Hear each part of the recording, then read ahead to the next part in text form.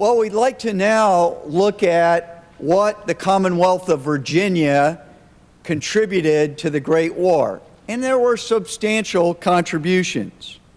Of course, VMI graduates helped shape national policy, often from behind the scenes. Our next speaker is going to provide an example of VMI's contributions to the war effort, followed by a second speaker that'll talk about several more contributions and different levels of our graduate. A retired Army officer, Dr. Kelly Jordan, class of 1987, earned his PhD in military history from The Ohio State University and has taught at West Point, the Army Command and General Staff College, the Naval War College, the University of Notre Dame, and Holy Cross. Dr. Jordan will discuss some little-known facets of VMI's influence on the key piece of legislation in 1916, the National Defense Act, and how that helped shape our armed forces leading up to the war. Please welcome Dr. Kelly Jordan.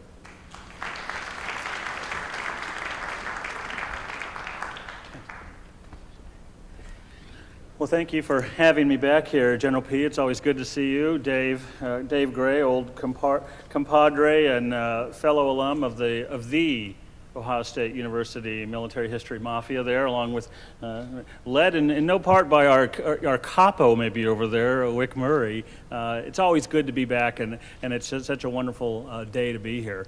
As I landed yesterday in Roanoke, I was driving up, and I didn't realize. I was kind of thinking about VMI, and I hadn't been back for a long time, probably not since 2012.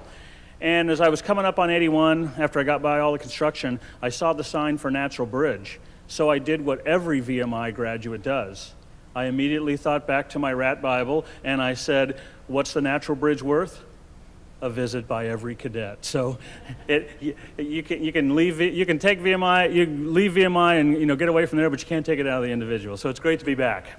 What I'm going to talk about today is the National Defense Act. So we talked about how with the sinking of the Lusitania, and it shook up Wilson, and this is a man, Woodrow Wilson, who is re-elected to the presidency on the slogan, "He kept us out of war," and yet, as we talked about, he was so shook up by the sinking of the Lusitania in May of 1915 that he told the American government to get to work on coming up with preparedness plans. Well, that started a chain of events in summer of 1915 that culminated in a year, in the 3rd of June, 1916, with the passing of the most significant legislation up to that point in American history, the most significant military legislation, the National Defense Act of 1916. So that by itself is a significant legislative impact. But what is unknown, and I just finished two years writing a book on this, is the tremendous impact on a VMI graduate from class of 1895 on this Lee Gignilliat. So Lee Gignilliat, and then also as I was working on this program and talking with Keith Gibson, my co-presenter, I found out that superintendent at the time at VMI, Edward Nichols, also had a significant impact on this. So I'm going to share with you today for the first time, my manuscript is in review right now at Texas A&M University Press, but this is the first time I've actually spoken on this research out there, so you're the first to actually hear what I learned after 2 years of reading mounds of documents about this, and so I'm pretty excited to share it with you.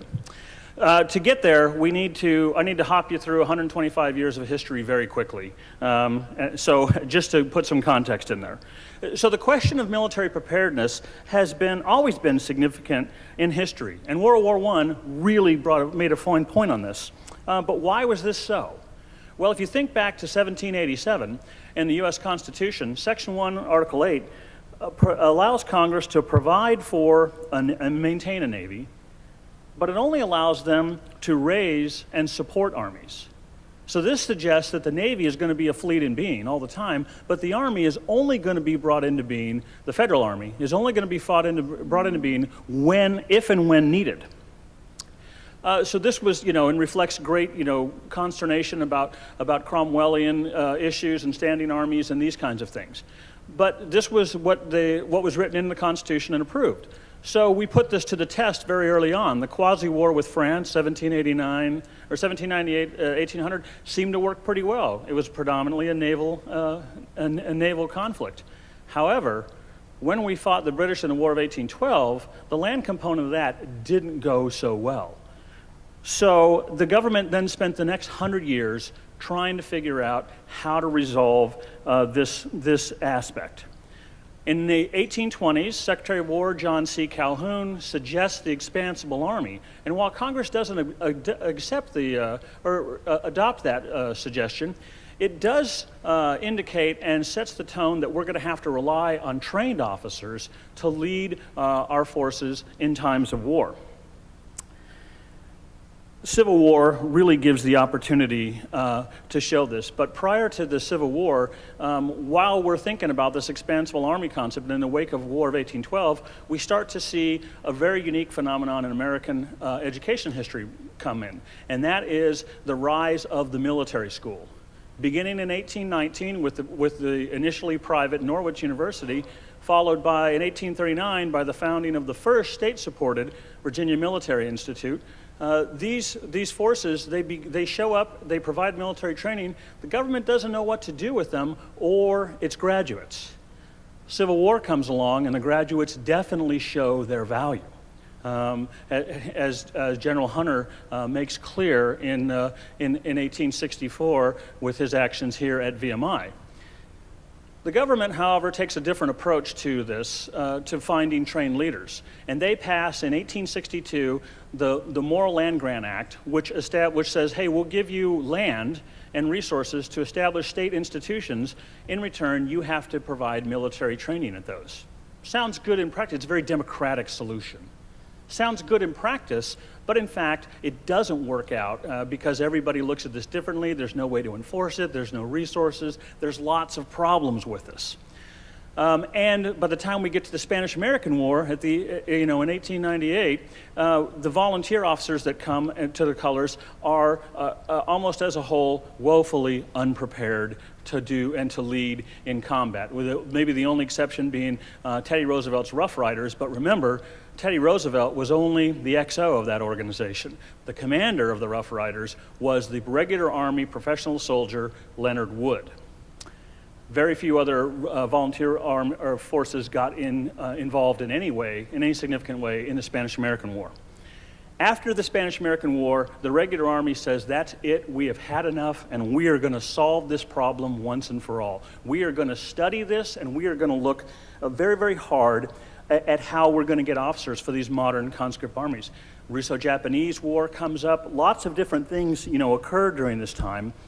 And they start studying it. In 1904, they begin an inspection program of all of these institutions that are getting military funds for it. There's about 100 of them in the country, and these inspections don't turn out very good. But a few schools in the country shine. VMI is certainly one of them. The land-grant institutions, some of them really care about this. And one that cares probably the most about it is, coincidentally, the Ohio State University. The Ohio State University, working with their president, Thompson, and a dean, Orton, and an alum, Mershon, work together, and they develop a plan that is much better for standardized military training for land-grant institutions. And they offer it to the Army in 1913. Not wanting to be left out, the military schools, which have now exploded from the two I mentioned at the beginning to 1914, there are now 280 military schools across the country. They organize themselves into the Association of Military Colleges and Schools in the United States, AMSCUS, which is still the organization today, and they begin working on a plan to include themselves in this development. They said the land-grant institutions aren't the only places that can identify and train military officers. We can do it too, and we would like to be part of the solution. The sinking of the Lusitania, plus the integration or the introduction of a bill from a congressional member from the state of Tennessee by the name of McKellar, really puts a fine point on this. McKellar introduces a bill in 1915 to establish a military school in every state of the Union and to produce X number of officers every year that would be in the reserves for X number of time so that they could get the requisite number of officers that they would need to staff this. Well, this is a threat to the land-grant institutions because they say, no, no, no, that's what we're supposed to do. And this is a huge threat to the military schools that say, there's already 280 of us. You want to create 48 more? There were only 48 states at this time. So they're going to do that. So these two band together, and this all kind of happens in late 1915 and early 1916 to get together. And how this happens is kind of the subject of my research. So let's start with let's get to know a little bit about our friend and one of the heroes of the story, Lee R. Gignilliat. So that's a picture of first-classmen from the class of 1895.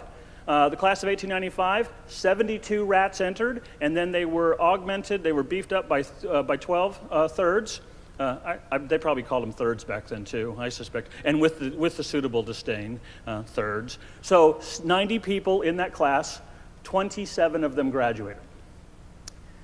Very important class. They began what we know as the cadre system today. They were the first ones to start that. They were the first ones with bunks and hays. You say, well, how did they sleep?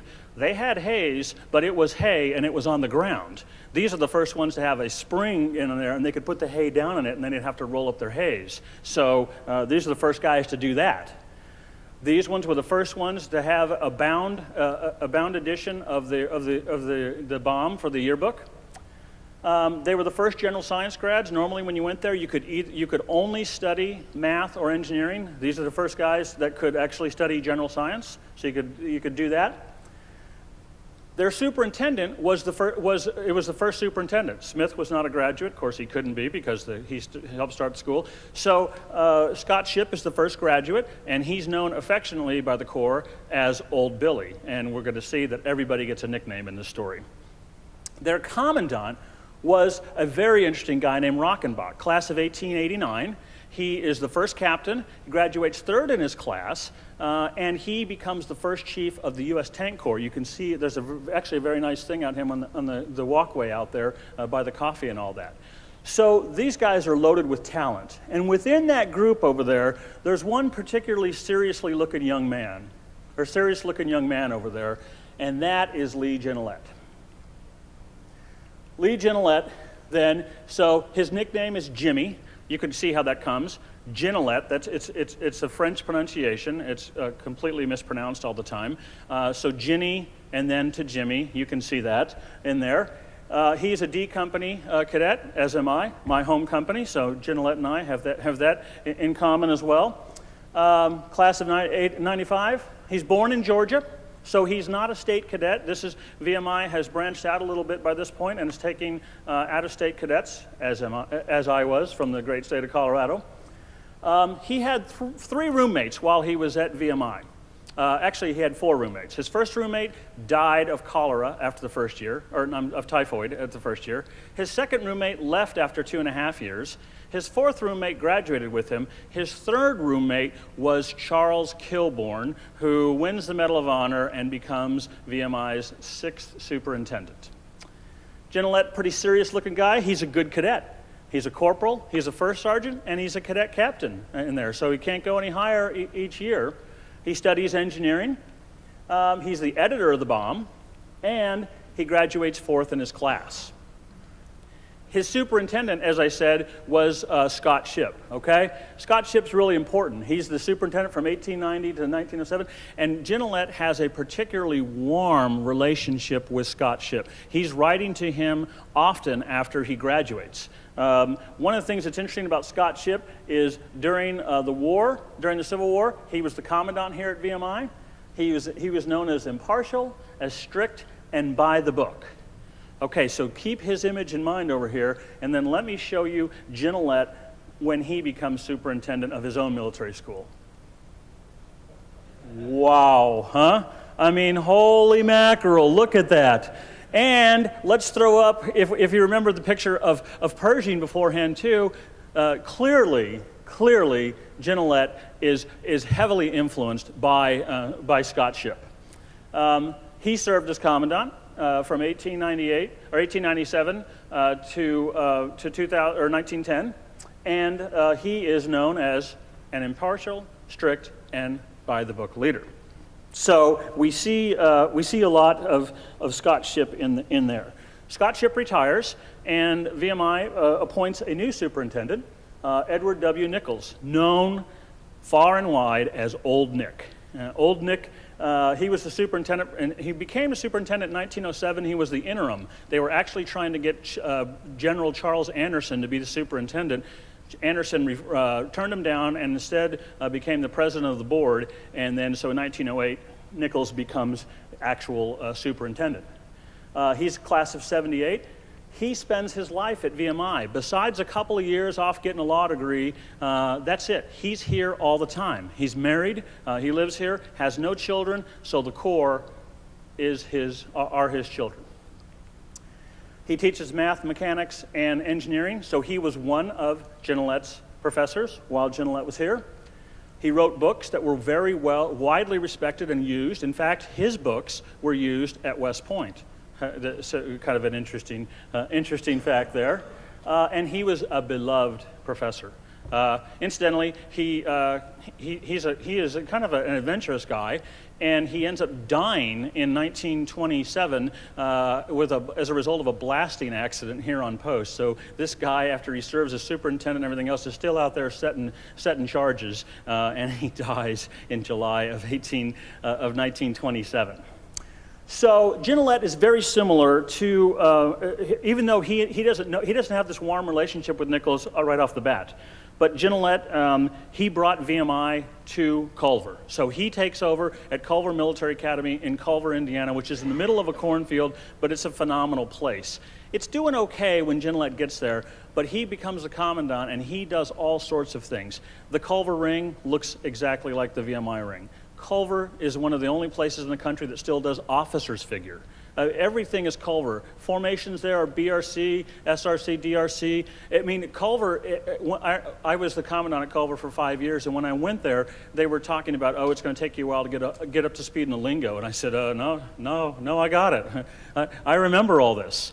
So he's a beloved leader as well. So these two, what we end up having here is, so in 1910, we have Nichols, Old Nick, and Jimmy Gignilliat leading the two best military schools in the country. So as I said, the U.S. Army starts inspecting these things. They say, hey, we're giving them resources and people. Let's see what kind of places they have. There's 100 schools in the country that get this. There's 280 military schools, but only 100 are getting resourced by the federal government. And so they inspect all 100 of them. VMI's program is recognized as the very best in the nation. It is the only school of the 280 in the country that earned distinction as a distinguished institution every year from 1904 to 1915. Only school to do that. Not Norwich, not Citadel, nobody else. Only VMI does it. Not to be outdone, Culver's program is recognized as the best prep school program in the country. And remember, Culver's program is a mirror image of VMI's scaled down in some cases for adolescent boys. It's recognized as a distinguished school every year from 1906 to 1915. It didn't get that designation in 1904 and 1905, and Gignilliat was very unhappy about that. He works with VMI, he changes things, so by 1906, it's it. Only secondary school in the country to do that. So these two institutions have figured out another way that Jennifer Keene talked about identifying people who could maybe be good leaders in time of war. And I will just mention that a distinguished graduate of class of 1901 at VMI, George C. Marshall, as an example. So playing off their shared heritage and their positions, Old Nick and Jimmy, they start collaborating. So in 1911, they begin their formal collaboration as military school superintendents. The letters between the two are at first very frosty and formal, but they warm up after a while. It's a lot of fun to read these. In 1913, they both become heavily involved in the preparedness movement that is taking over, fanned by Teddy Roosevelt and Leonard Wood. 1914, they both become members of AMSCUS and on the executive committee as leading the large military schools in their area. In 1915, they begin working with the Army, both before and after the Lusitania, to help define the preparedness role and what role military schools can play in that. By 1916, both of them are testifying before Congress as to the value of military schools in the nation. Now, as Jennifer Keene also mentioned, that not everybody identified or even agreed with what made a good officer at the time, and that these two are no different. So they had three major differences between them. First of all, they differed on how important and what level of maturity you needed to have to serve as an officer.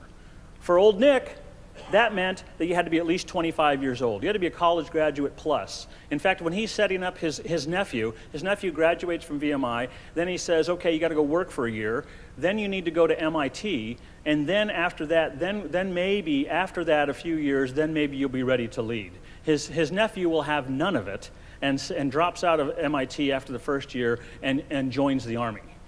And the first thing the Army does is sends him to MIT to get a degree. Gignilliat has a different view. Gignilliat thinks that you can be as young as 21 years old. In fact, if you push Gignilliat, he'd say 19-year-olds can be ready to lead over there. But so they really have a fundamental difference about this. The maturity difference is tied to their second big difference, and that is the level of preparation to see as an officer.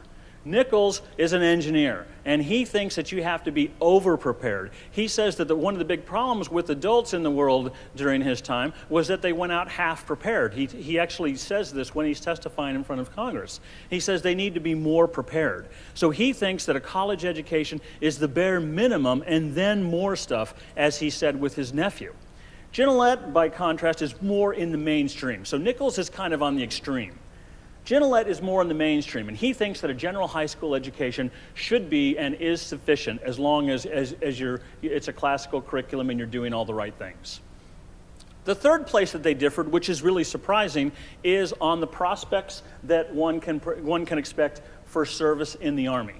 Now, Nichols, remember, never serves in the Army up to this point over here, and yet he's at a military school, and not just any military school. Nichols is convinced that VMI is the best military school in the world, not the nation, in the world, but he will not compare it to any other school because that comparison would demean VMI. So he is a real big believer in VMI, and yet he thinks that the prospects of service, he counsels graduates to not go in the Army because of the seniority issue. They'll spend their best years waiting for somebody above them to die and to advance. So he advises graduates, and he actually speaks with every single graduate before graduation and counsels them, and he says almost always, for instance, in a class of 1914, there were 65 graduates. He advised 63 of them to not go in the Army. So that's an amazing thing. Gignilliat, by contrast, says that it's excellent, and he pushes people into the Army all over the place. Now, they're still young. They're 18 or 19 years old when they graduate, so in his mind, going to West Point or something, but he thinks that service in the Army is the very best thing for a young man to do, and that the opportunities are wide open and limitless. So even though they're really enthused about what it takes or what a military school can do, they differ fundamentally on maturity, on preparation, and on prospects for service in there. However, they are working very hard with the government to prepare this legislation that Wilson has asked for in the wake of the sinking of the Lusitania. This legislation, and is really, there's another Virginia connection here too, it's known as the Hay Bill in the House, and the representative is John Hay from the great state of Virginia, and it gets through as the National Defense Act of 1916, passed into law on the 3rd of June, 1916. So Congress kind of moves pretty fast. From the time Wilson asked them to get to work on this in July of 1915, they get the National Defense Act passed into law by June of 1916. And this is major legislation.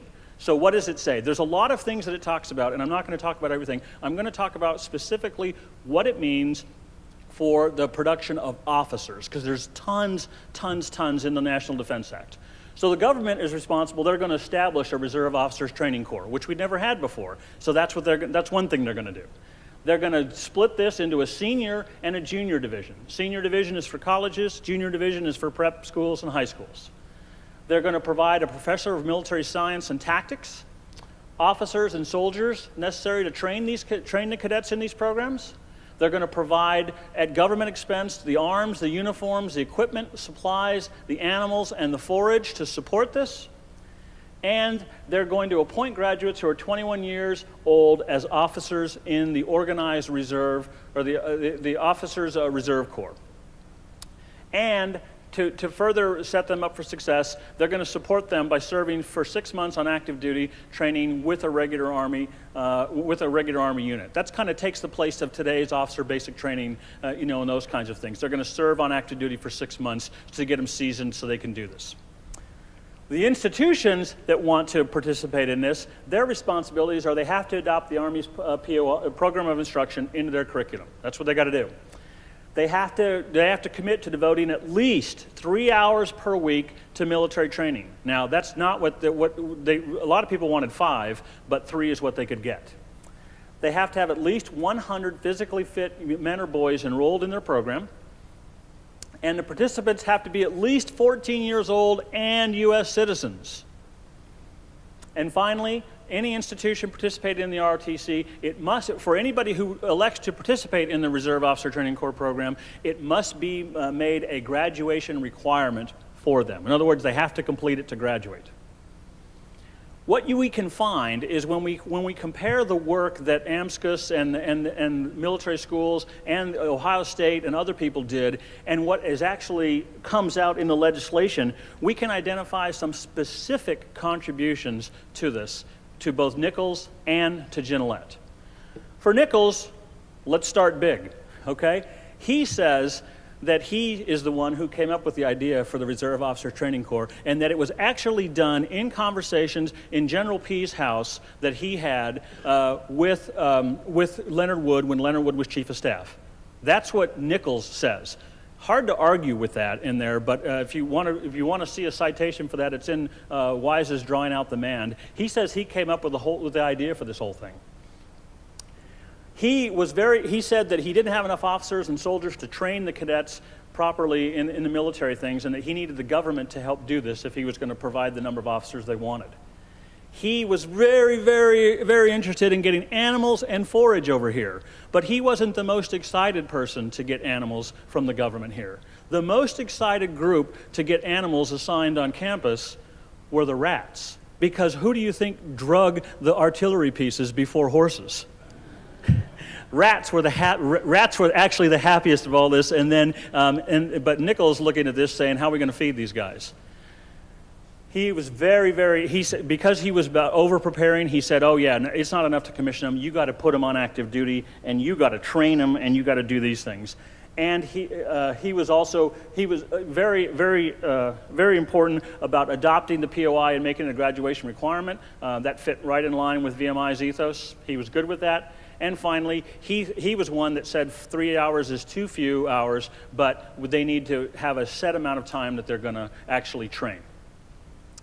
Not to be outdone, Gignilliat is influential in his own way. So first thing is that he allows military prep schools that pass and are designated by the government to be, if they're good enough, that they can actually be part of the senior division. This was all Gignilliat's doing to do this. And as the leader of the #1 prep school in the country, you can see why. He was also big on the requirement to have at least 100 physically fit cadets, because while there were 280 military schools in the country, few of them, not many of them, had over 100 cadets. So this was another way that Culver had over 400, just to show, and VMI is about at 400 cadets at this time as well. So this was something that could distinguish and could make sure there was quality. He's the one that talks about 14 years of age. That's pretty odd to say that young. Nobody's going to college. Well, not a lot of people are going to college at 14, maybe 16, but Gignilliat pushes that age limit down. In fact, when he writes it, he says, he actually says, no younger than, he phrases it in the negative and the government phrases it in the positive 14. So he's really pushing that thing to go down. He wants the graduates to appoint who are 21 years of age in the Officers Reserve Corps. So 21, he wins that fight with Nichols. Nichols says 20, you got to be 25. Gignilliat says nope, 21 would be good, so he wins that fight. And finally, he was also very big on the 6-month training, but for a very different reason than Nichols. Nichols said because you need more preparation. Gignilliat just wanted them so they could get old enough to serve. Because if they're graduated at 19 years old, hey, 6 months is more, that gets them closer to 21 to be able to be commissioned. But Gignilliat's an overachiever. So not only does he do all that to help this, he also then writes a book. So there's Gignilliat at his office right about this time in there, and he writes the book, Arms and the Boy, which is what my work is on, about how influential this book is. This book comes out, he starts writing it in 1913. It touted military schools and the value they had to national defense over there. It's published in 1916, and it's very influential, and it's the most influential book about military schools in print up to World War II. He gets Newton D. Baker to write the preface for this book. Now, Newton D. Baker is one step away from a pacifist, and he gets Newton D. Baker to write the preface for this book, and he gets it reviewed by the New York Times. That's absolutely amazing. This is his one and only book that he ever writes in there to do it, and that's what he ends up doing. When the war breaks out, both campuses offer military training on their campuses for the people over here, both at VMI and at Culver. Gignilliat gets called to active duty in he volunteers and is called to active duty in May of 1917. He goes to one of the officer training corps that Jennifer mentioned over there and is commissioned. And he does so well, he earns the only lieutenant colonel commission issued in the entire United States for volunteer officers that year. There's one lieutenant colonel commission issued, and it is Lee Gignilliat. Now, those camps were set up to commission second lieutenants through majors, so they weren't even set to commission lieutenant colonels. He does so well, he gets commissioned, he's 42 years old, and he gets commissioned as a lieutenant colonel. Then he trains and he serves with 2 of the National Army divisions in there. The 84th, where he trains as the G2, and then he goes overseas. The 84th is disbanded. It's broken up for replacement individuals after especially those big fall of 1918 campaigns. And then he serves as the G2 in combat for the 37th Division, which participates in the Lee's offensive, which we talked about earlier. Nichols, again, the ROTC gets started, but it isn't started soon enough to help with World War II or World War I. So they start what's called the Students' Army Training Corps, and it's a short course basically to get people trained out there. There are a bunch of Army units, there are fewer Navy units, and there are only 15 Marine Corps units in the entire United States. VMI is one of the very few that has all 3 there, and to do it. And they commission Nichols as a major in the Corps of Engineers to command that organization. So they both contribute that way, but in terms of institutions, they both have a similar number of graduates, just very similar in there from the numbers that we can get. Similar number of alumni who served. And they served in similar places over there. The only difference in foreign service is that VMI grads served in the Chinese forces. Culver students didn't serve there, they served in the Canadian forces. Kind of the other parts over here, similar number of commissioned officers, almost 1,100 in the United States Army, 77 in the Marine Corps, 64 in the Navy. For Culver, since they're a little bit younger, over 1,100 are commissioned or in officers training at the time of the armistice. Kind of the butcher's bill over here a little bit, number killed in action, 57 Gold Star men from VMI during World War I, 70 Gold Star men from Culver in World War I.